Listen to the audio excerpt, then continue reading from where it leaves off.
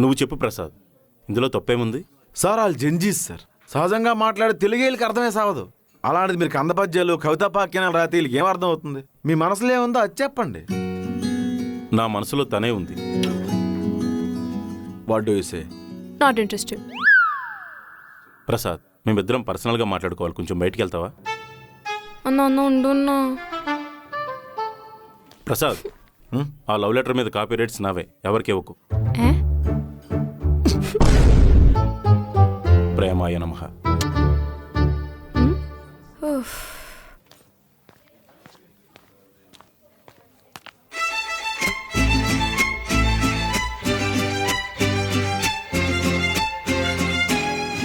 ఏం జరుగుతుంది అక్కడ?